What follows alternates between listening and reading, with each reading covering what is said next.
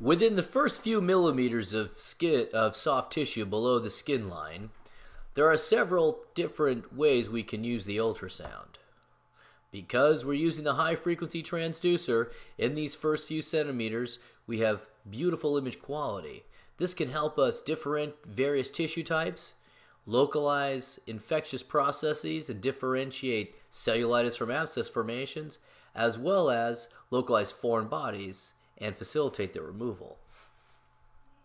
Now, the different types of tissue we can see on the ultrasound in those first few centimeters, well, we can see tendons, we can see muscle, joints, and the bones. Now, there's soft and hard tissue. Most of the tissue is soft, and that's from the skin line seen there with the epidermis down through the hypodermis, or sometimes called the subcutaneous tissue. And then there's the subcutaneous fascia, which is that hyperechoic line. And then below that, we can see muscle, and finally, the bone being the hard tissue. It's very dense, it's very hyperechoic, and therefore it reflects the sound. Now there's this concept of anisotropy, and what happens when you have muscles and tendons, depending on which angle you insonate them, you can have variations in their echogenicity. And as this video demonstrates, the arrow points to the tendon. And along most portions of that tendon, the tendon is quite hyperechoic, as we can see here in its linear striations. But as we get to the edge of this tendon where the angle of insonation may be different, it appears falsely hypoechoic right over here. And that's due to this factor called anisotropy. Now, the tendons themselves should be readily identifiable on ultrasound because their connective tissue is so dense. It looks very hyperechoic, especially more hyperechoic than muscle. It exudes that fibrillar pattern and should be able to be evaluated throughout its constant range of motion. And if it's not present as you're ranging a joint, there may be an injury there. This is 3 different regions where we see some tendons. Here's a tendon along here, exudes that anisotropy or this false hypoechoic area here, and it's very hyperechoic along here. Note the striations. We can see here in the short axis, this tendon appears quite hyperechoic, and then we move it into the long axis, we can see those striations march across the screen again. Here's one in its range of motion. As the joint is ranged, we can see this tendon, very homogeneous, very hyperechoic as it's ranged along its tissue plane. Now, muscle is hypoechoic, and we can see within the muscle itself hyperechoic striae, as we can see here, in the long axis of the muscle. So when we line up that linear probe in the long axis of the muscle, we can see these hyperechoic striae going across, and in between the different muscle bundles, we can see hyperechoic connective tissue surrounding them. So this is one muscle bundle over here with its hyperechoic connective tissue seen superiorly, and then we can see differentiating this muscle from this muscle down here is another hyperechoic connective tissue. When we move into the short axis, these hyperechoic areas now become more fibrillated or more punctate on their axis, seen in their short axis. And the bone too, now instead of stretching out across the screen, is seen in its radial pattern here. Very dense.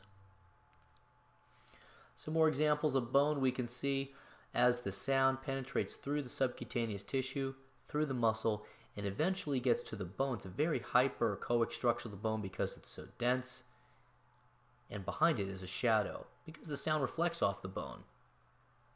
We can see the bone over here, and we can also make out the bone as it goes along here. This, in all these projections on this screen here, this is the long axis of the bone. When the bone has a fracture in it, we can see a step-off. So here's one bony fragment here, a step-off, and then another bony fragment here. We can see this up here as well. Here's a bony fragment coming along, step-off, and then another bony fragment going this way. In this particular patient, we can also make out the anisotropy seen on this area right here of its tendon, appearing falsely hypoechoic compared to this tendon portion and this tendon portion here. We would expect the tendon to continue to be hyperechoic, however, because of anisotropy, we see it's hypoechoic here. And then down here with the clavicle fracture, one part of the clavicle is here, there's a step off, and then another part of the clavicle is seen down there. When we get to the joints, because one bone comes up to another bone, it appears you can see these very soft bony ends coming along here, and then another bony end coming along here. And this is what we call the seagull sign. It looks like the wings of a seagull at the joint spaces. It's a potential space. This area here is where this bone comes in contact with this bone. So this would be the articular surface of these bones here, and in between these two articular surfaces is a joint space. In this case, the patient does not have any fluid in the joint space. Should they have fluid in their joint space, it's easy to compress that area to demonstrate it. When it comes to abscesses and differentiating them from cellulitis, there has been some work done on this process. One study, titled Abscess, Applied Bedside Sonography for the Convenient Evaluation of Superficial Soft Tissue Infections, was prospective and enrolled 107 patients. They forced the clinicians to answer yes or no before and after the ultrasound of whether or not they thought there was an abscess there. The clinical exam seen here shows poor test characteristics, but for ultrasound, the test characteristics were much better. In fact, there was 18 cases in which ultrasound disagreed with the clinical exam, and the ultrasound was correct in 17 of those 18 cases with a significant p-value. So if you look at this picture here, this guy came in and he has many scars on his arm consistent with the signs of chronic IV drug use. The patient himself thought he had an abscess in this area that is red and indurated here. Now, prior to using ultrasound, one would have likely explored the area in question surgically, however, unnecessarily, since this patient only had the signs of cellulitis demonstrated on ultrasound and there's no actual abscess. Here's this patient's arm in question. We can see prominent cobblestoning going on there, and this is consistent with cellulitis and not abscess. Notice the hyperechoic areas of inflamed soft tissue seen here with hypo or even anechoic areas between them. These islands of hyperechoic areas are referred to as cobblestoning of cellulitis. Sometimes this is also seen in patients who simply have edema, but there's no abscess demonstrated here. Here's another example of prominent cobblestoning. We can see very hyperechoic areas outlined by the hypo or even anechoic edema seen between the areas that clearly demonstrate cellulitis. Now, this, on the other hand, is what an abscess looks like. Notice we compress the tissue and we can see this hypoechoic debris swirling and layering out in this area. Adjacent to the abscess, we do see signs many times around the abscess of combined cellulitis or some cobblestoning, but here this is all clearly abscess material seen with its hypoechoic debris. And when we compress the abscess in question, we can see that the debris swirls with each time we compress the skin with the transducer. So the linear transducer is here. This is the skin line, and we can see just underneath the skin there's this abscess that as we compress it, it swirls and it goes off in this other direction, and it even communicates over here, this other direction over here. And not shown here on this video is an extensive network of abscesses that actually required surgical drainage in the operating room. Just another example of what an abscess looks like. It's this hypoechoic debris seen, and in between those abscess areas, sometimes it's possible to make out a little bit of cobblestoning of cellulitis, but this is all what pus looks like down here under the ultrasound. The patient clearly has a very prominent abscess. And sometimes we can see a little bit more inflamed hyperechoic tissue that is consistent with the overlying cellulitis. This is another example here of a very superficial abscess that when we compress it, maybe there's some swirling of debris here, but all this hypoechoic area here is very consistent with abscess material. And this patient has multiple little abscesses along here, right adjacent to this vascular structure when we apply the color flow Doppler. And so this was a very tricky one. We wanted to drain it, but stay clear away from the vascularity and just get into the abscess only. And we can see this network of abscesses here as they're going along, and with various areas of vascularity that we're trying to stay away from. And ultrasound is good because it helps us really focus ourselves on staying with the compartment of the abscess and not getting into the vessels. This patient has a very, very small abscess. This is actually their eyelid coming along here, and this is a lacrimal gland, which normally is not seen to this degree. And this patient had a very swollen eyelid, and we can make out that small amount of abscess here with a little pus inside of it there. And this required just a quick lancing in order to drain this abscess. Here's another example of a gluteal fold abscess. In this case, the linear probe really wasn't doing us any help, so we switched over and used the C60, or the curved transducer here. And on this patient, we can make out this very prominent hypoechoic debris in their just in their gluteal fold, superior gluteal fold. And this, believe it or not, was not at all palpated on the physical exam. There was no overlying erythema. The patient simply complained of pain every time he sits down on his tailbone area, and we weren't thinking much of it because there was really no tender, there was no overlying erythema of the skin. However, the guy was very, very tender, so we went ahead and looked first with the linear probe. Couldn't see anything. We moved to the C60 in that gluteal fold. That was the thing to do. We could see this large abscess down here that was later confirmed on CT scan. Just another example of guiding a needle down to an abscess to confirm, on the one hand, confirm that there is actually a pus coming out of there, and it's not just a seroma or another type of fluid collection, and also to, in some centers, they treat abscesses by needle aspiration rather than an open drainage procedure, and if they're small enough, and that's just what's happening here, just ultrasound guided needle abscess drainage.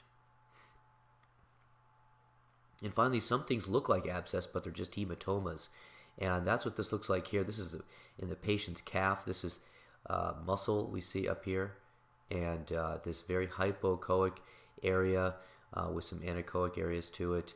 This is what a calf hematoma looks like. It's all spreading out back here. And on the patient's skin too, there's prominent ecchymoses seen as well. And this is an example here of a patient who has an abscess actually on their finger.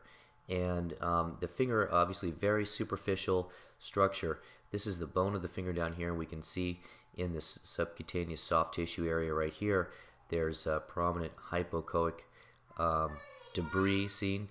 And in this area right here is where we can make out that abscess. Now, sometimes the structure is so close to the surface of the skin that it's hard to see, and actually we need to stand off a ways from a body part. And so what we see here is, using that high frequency linear transducer, we have a couple of options on a very superficial structure. We can dunk the hand or the body part here seen in the water, and that's very helpful because it also, if you use cold water, helps with pain control, and you no longer have to press the transducer actually right onto the painful digit. We can stand away from it, and also you could use a standoff pad such as the one you see here. There are commercially available standoff pads where you just place the probe on top of the standoff pad, and you place the standoff pad on the area of interest, and it basically, sometimes what happens is the natural focal point of the transducer is just too far away from, it's deeper than where we're trying to insunnate. So this happens with very superficial structures, such as on the finger, as we just saw. The other thing that you want to think about doing whenever you're doing any musculoskeletal type of ultrasound, it's always helpful to use either another digit or the opposite limb for comparison studies. And what you're going to notice here is that it's a very dynamic exam, that whenever you examine any musculoskeletal structure, you can do range of motion and do what we call kinetic examination of a digit or any musculoskeletal structure. This is what a water bath looks like here for objects that are too close to the natural focal point of the transducer. This is just the palmar surface here of the finger, and we can see that there's all these specular reflectors here, these hyperechoic sort of snowstorm that we see in here. That's air in the water, and that's what it looks like when it hasn't settled out of the water yet. A little bit of air still in this water bath. And yeah, so this is the flexor surface of the finger, and as we stand away from it a little bit, we actually can see very good sonography of the entire surface. In other words, some places are hard to get gel. Some of the little nooks and crannies here, it's hard to get gel into, but when we can submerge something in water, the water fills in all those gaps, and we have very good visibility of all these articular surfaces. This is another example of a finger, and now with the water bath, we stand away from this finger a little bit, and we can see this patient has a abscess here in the distal tip of their finger, and see it quite well with the ultrasounds. The patient's moving their finger, we can see it. This happens to be the thumb, and we can see this area of this hypoechoic debris seen in here within that the pulpy area of the thumb. Much easier to see when using the water bath. Just another example of another a digit with this. This one has a paronychia, and so it's the other aspect of the finger, and we can see that this area up here, when it's in the water, this is all water that's filling in this area here. We can make out this little paronychial area with the, here it is in the short axis. We see this area here that's hypoechoic in the short axis, and then once we move into the long axis, we're on the long axis, and we can see this area all under here, just right up to the nail. There's a nail bed right in there, and then the paronychia that's adjacent to it. And this is an example of somebody who has a large hemorrhagic bullae on their foot that was dunked in a water bath mixture. And this is the 2D image of that structure here. We're fanning through that. All this meniscus that you see there, that's all the hemorrhagic material. We get very good visualization in the two-dimensional mode. And we move into the three-dimensional mode where we can, the machine captures the images as we fan through them and then reconstructs a three-dimensional image that we can tumble around and really see the depth, what the depth is, and get a good visualization of this entire structure seen there in 3 dimensions as we tumble it around. Though the 2D image does really most of the work, and we're able to see a very nice meniscal layer as we fan through this person's hemorrhagic bullae here.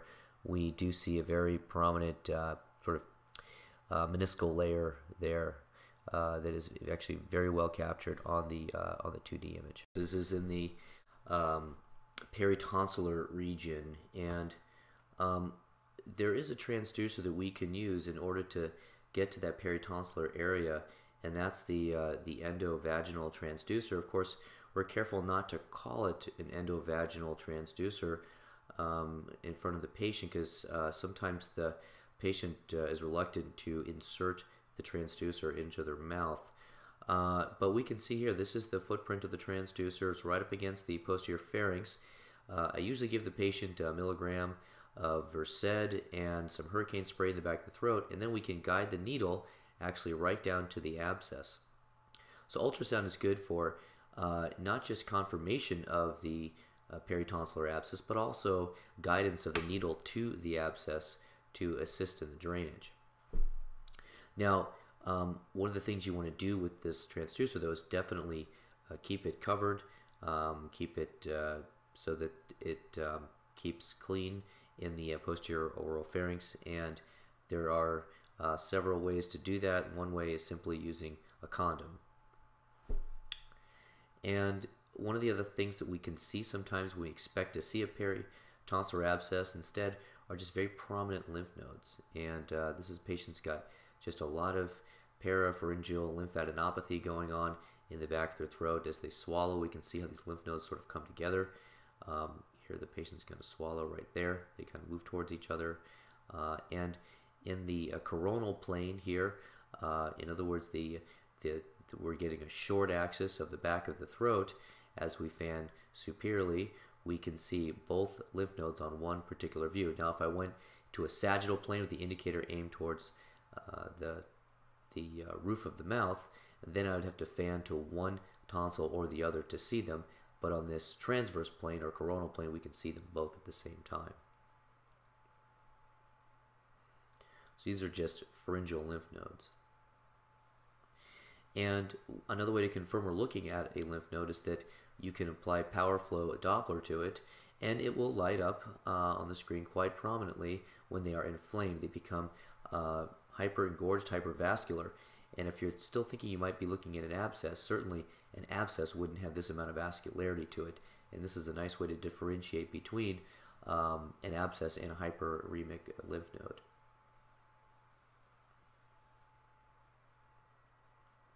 This is a very large peritonsillar abscess. We see over here that these are 0.5 centimeter hash marks, so 0.51, 1.52, 2.53, a little bit more gives us to 3.2 for the depth.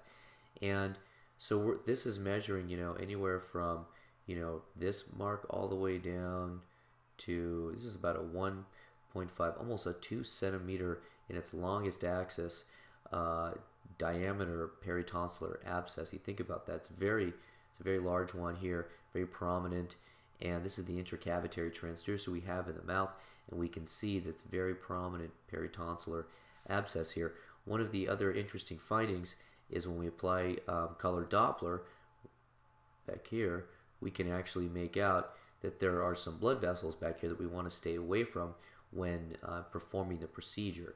So in this case, this is the posterior pharynx here. The distance the needle would have to travel is just over a centimeter in order to get into the space that is the peritonsillar abscess. So we have an idea of how far we need to go when we'll start to see some pus come back.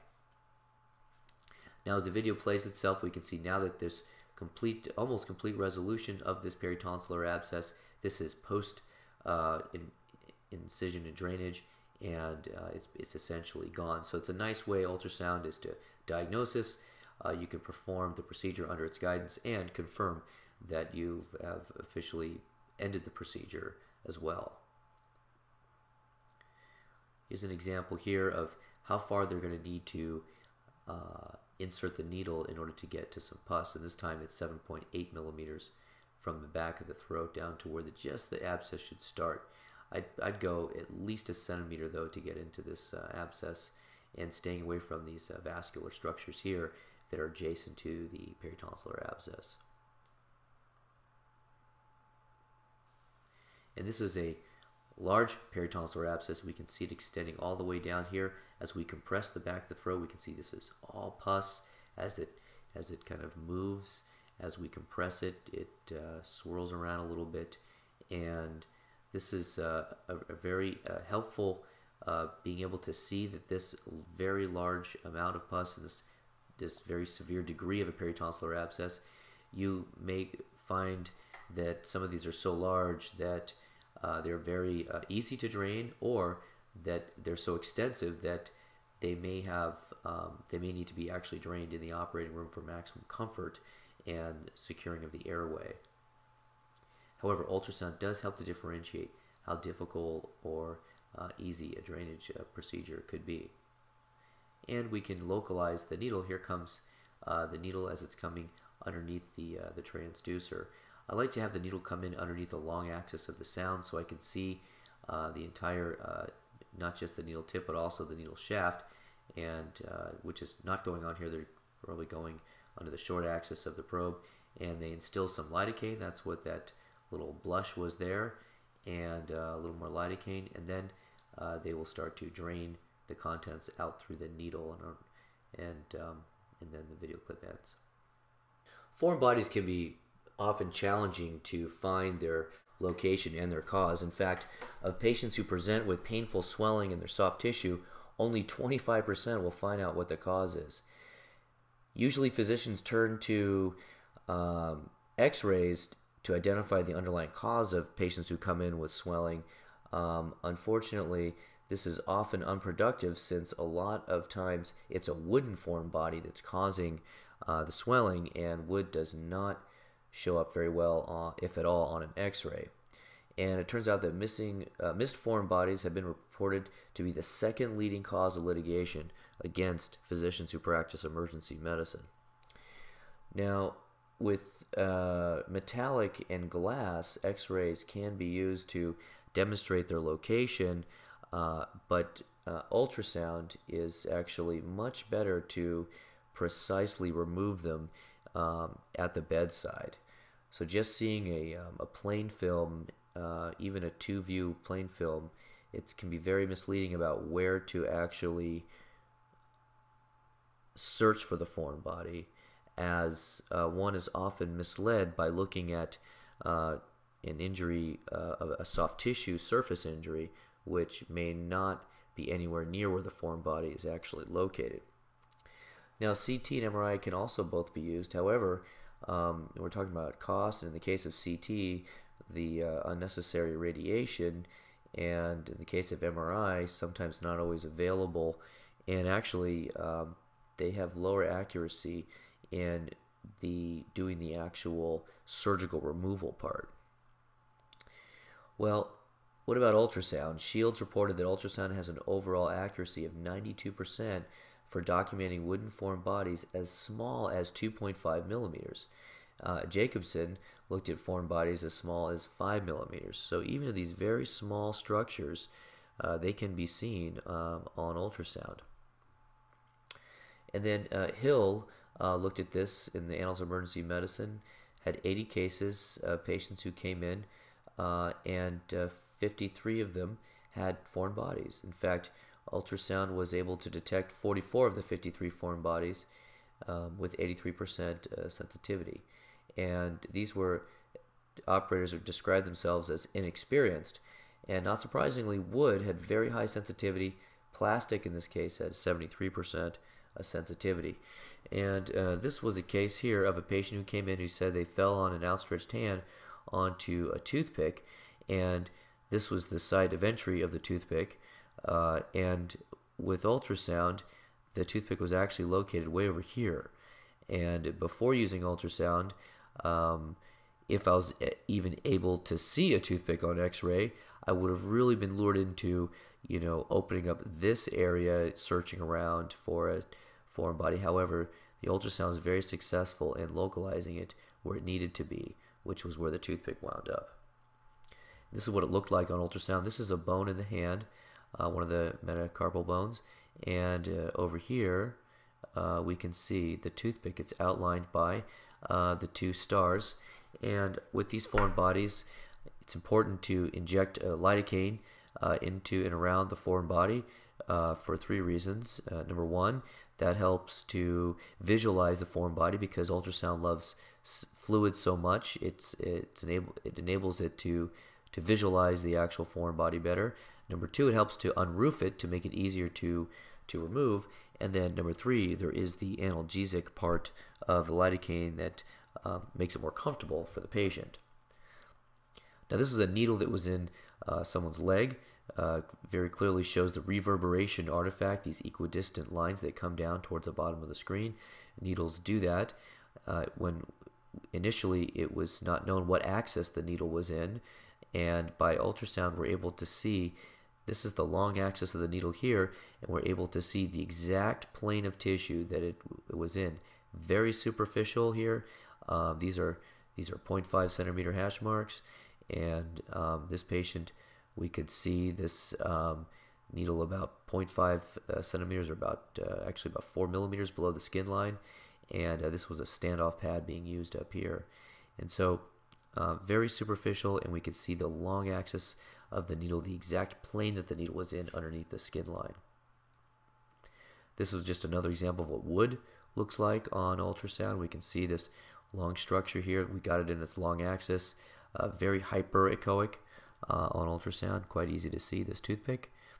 And this is also using a standoff pad actually this patient had their finger in a bucket of water, and we could see the actual wood. This was a plant material here that is seen just penetrating below the skin line and making its way into the subcutaneous tissue here. Another example of a wood foreign body, very hyperechoic, and just measuring its length and its two axes here. The next step would certainly be to inject lidocaine all around this foreign body so it's easier to take out and so it's easier to see. And when a foreign body's been there for a while, there starts to be a buildup of inflammation. 3 to 5 days out, you can see as much of this inflammation or this hypoechoic rim here around this particular woody foreign body here. And this hypoechoic area also helps to visualize it.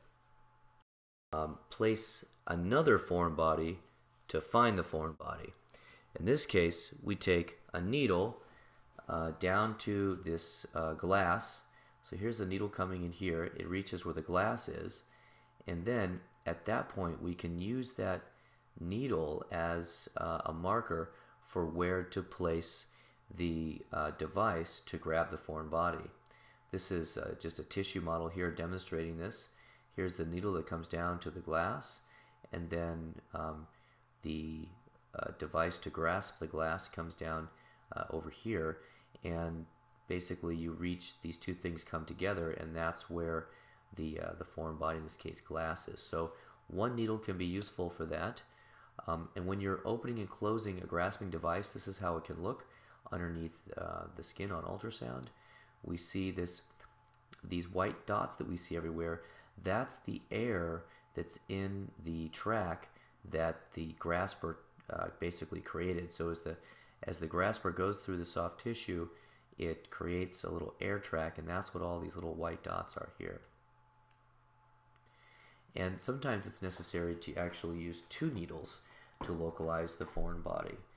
And these two needles, when underneath the long axis of the sound, if we can take one needle and then take another one, and in this case we're pulling out a piece of wood. This is a toothpick here, and that can help localize the grasper even better.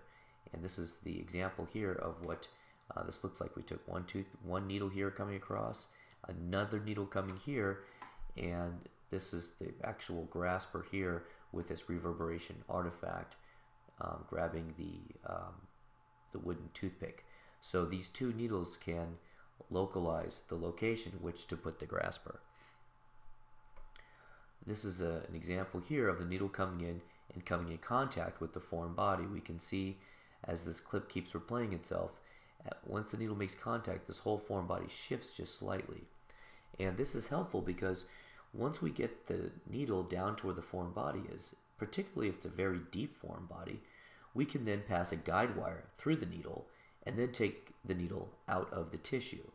And then we can blunt dissect down the edge of the guide wire in order to get down to the foreign body. And that's exactly what we're looking at here. This patient had a needle break off in their buttocks during an immunization years ago, and they came in because it was particularly discomforting on that particular day. And when they arrived, we took a look with ultrasound and found this needle about 2 centimeters. These are 1 centimeter hash marks. So we get down to about 2 centimeters below the skin line, and we guided a needle down to the foreign object, placed a guide wire through the needle, and then we removed the needle, and then we did blunt dissection down the edge of the guide wire with our grasper until we were able to come in contact with it, in which case we extracted the foreign body.